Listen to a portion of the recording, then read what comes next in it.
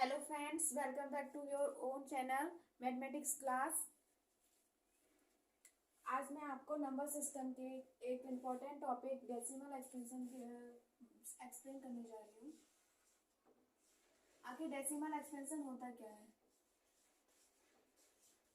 First of all आपको इसकी definition पता होनी चाहिए कि आखिर डेसिमल एक्सपेंशन होता क्या है, इसमें किस टाइप के क्वेश्चन आते हैं और ये है क्या जो कि हम इसको पढ़ रहे हैं। यहाँ पर क्या इंपॉर्टेंट है इसका? डेसिमल एक्सपेंशन क्या होता है?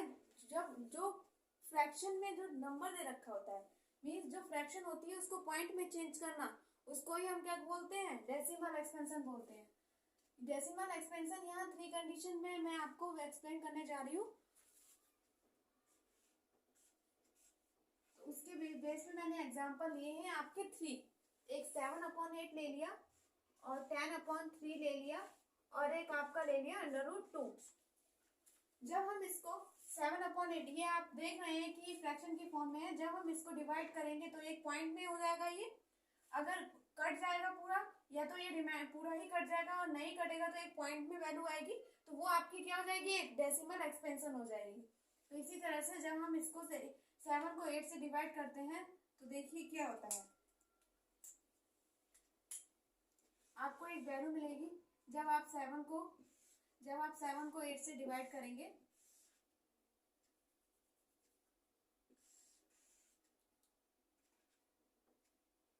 डिवाइड करना तो सबको आता ही होगा इजीली। कि आप किस टाइप से आपने 8th 7th क्लास में और नहीं 5th 4th 5th क्लास से आप सीख रहे होंगे कि डिवाइड कैसे करते हैं। सो आपको इतना डिवाइड करने की मेरी ज़रूरत नहीं है, मैं कर दे रही हूँ। यहाँ पर मैंने सिंपली कर दिया है और आपको एक्सप्लेन कर दे रही हूँ कि जब आप 7 को 8 से डिवाइड करते हैं तो किस यहाँ पर जब होगा नहीं, क्योंकि यहाँ पॉइंट लगा के करेंगे तो यहाँ आपने जब डिवाइड करेंगे तो यहाँ 0 आ जाएगा आपका, और इसको करेंगे तो आपका ये रिपीट होता रहेगा और ये आपको नेक्स्ट हो जाएगी। सो आप देखिए, जब आपने इसको डिवाइड किया है तो ये 0 आ गया है, तो जब हम इसको डिवाइड करते हैं तो 0 आ जाता है। तो ऐसे फ्रैक्शन, इसको क्या कहते हैं हम? ऐसे डेसिमल एक्सपेंशन को हम बोलते हैं टर्मिनेटिंग। कि जब यहाँ पर डिवाइड करने पर 0 आ जाए तो हम उसको क्या बोलेंगे? टर्मिनेटिंग एक्सपेंशन बोलेंगे। सॉरी, डेसिमल एक्सपेंशन को टर्मिनेटिंग बोलते हैं। मीन्स जब आप कोई भी फ्रैक्शन को डिवाइड करते हैं तो वहां आपका रिमाइंडर 0 आ जाए तो वो डेसिमल एक्सपेंशन आपका कौन सा होता है? टर्मिनेटिंग। उसे हम बोलते हैं टर्मिनेटिंग।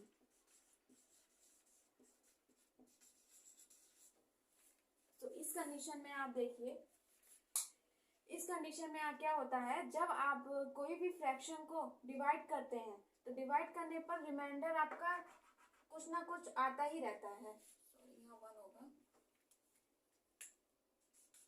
रिमाइंडर आपका 1 आ जाए, मीन्स रिपीट होता रहे नंबर, तो उसको हम इस डेसिमल एक्सपेंशन को हम क्या बोलते हैं?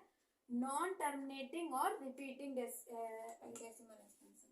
तो इस डेसिमल एक्सपेंशन को क्या बोलते हैं? Non terminating. की डिवाइड करने पर बार बार वही नंबर रिपीट होता रहे, उसे हम बोलते हैं नॉन टर्मिनेटिंग और नॉन टर्मिनेटिंग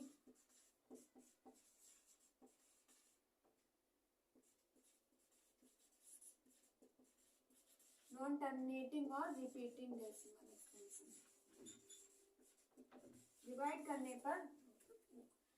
करने पर वही नंबर बार बार रिपीट होता रहे। तो आप इसको चाहे आप ऐसे भी लिख सकते हैं और चाहे आप इसको ना करके जो नंबर रिपीट होता है, मान लीजिए आप आपका ये नंबर रिपीट हो रहा है इस टाइप से, तो आप इस पर क्या कर सकते हैं? एक पे बार भी लगा सकते हैं और इसको यहीं छोड़ दे सकते हैं। तो आपका ये इससे क्या होता है कि यही नंबर आपका आगे रिपीट हो रहा है। नेक्स्ट जो आपकी कंडीशन है √2। √2 क्या होता है? ये इस कंडीशन में आपको क्या होता है? ये रूट को हटाना होता है और इसमें क्या होता है? परफेक्ट स्क्वायर वैल्यू हमें पता लगानी होती है। परफेक्ट स्क्वायर वैल्यू की क्या करते हैं हम? इसको पता लगाना होता है कि ये तो हम इसको परफेक्ट स्क्वायर की वैल्यू पता लगाने के लिए लॉन्ग डिवीजन मेथड का यूज करेंगे, जो कि आपने 8th क्लास में पढ़ा भी होगा। तो ये मैंने आपका लॉन्ग डिवीजन मेथड का यूज करके इसको परफेक्ट स्क्वायर की वैल्यू पता लगाई है। बट जब हम इसको डिवाइड करते हैं तो ये आपका ना ही 0 आता है और ना ही 1 रिमाइंडर होता है। जैसे जैसे आप इसको डिवाइड करते चले जाएंगे वो आपका जैसे जैसे कंटिन्यू रहता होता जाता है नंबर। तो इस टाइप के डेसिमल एक्सपेंशन को आप क्या बोल सकते हैं, नॉन टर्मिनेटिंग और non repeating decimal expansion. Means जब आप इसको डिवाइड करते हैं तो आपका ऐसे ही आगे नंबर होता रहता है, ना ही इसमें कोई 0 आता है और ना ही कोई नंबर रिपीट होती है। तो इसलिए हम इसको क्या बोल सकते हैं, एक नॉन टर्मिनेटिंग और non repeating decimal expansion. Non terminating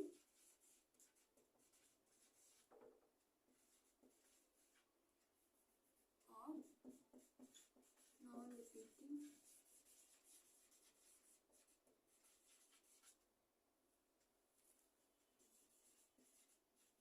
decimal expansion.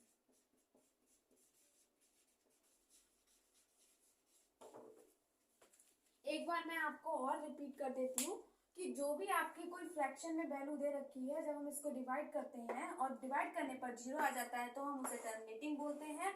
और जब किसी फ्रैक्शन को डिवाइड करने पर आपका 1 रिमाइंडर है उसे हम नॉन टर्मिनेटिंग और रिपीटिंग बोलते हैं। और नेक्स्ट जो है आपका रूट टू हो या कोई और नंबर ले भी रख सकते हैं, √3, √5 एनी एक्सेट्रा।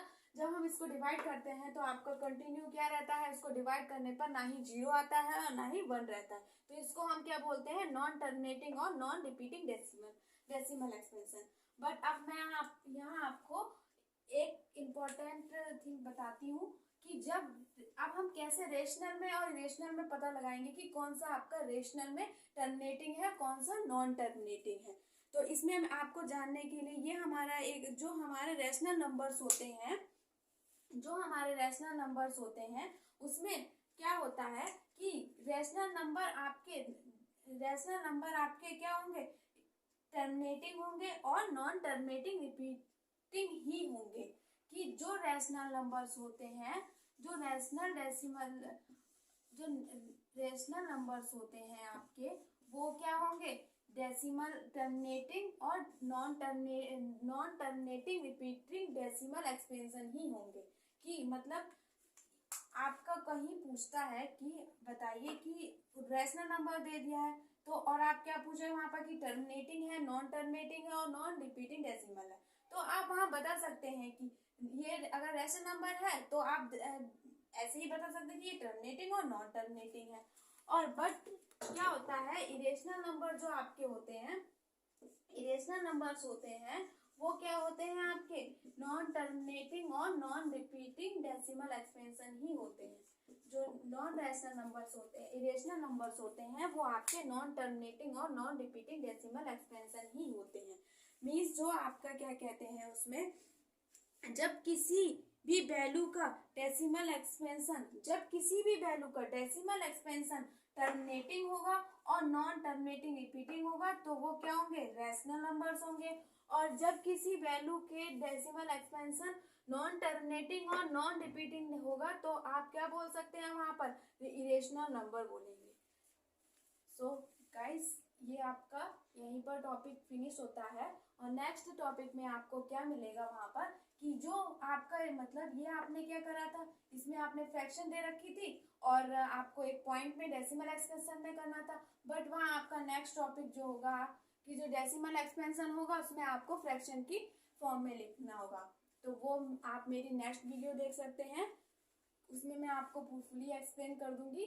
सो अगर आपको मेरी वीडियो समझ में आई होगी तो प्लीज़ शेयर और सब्सक्राइब जरूर करिएगा।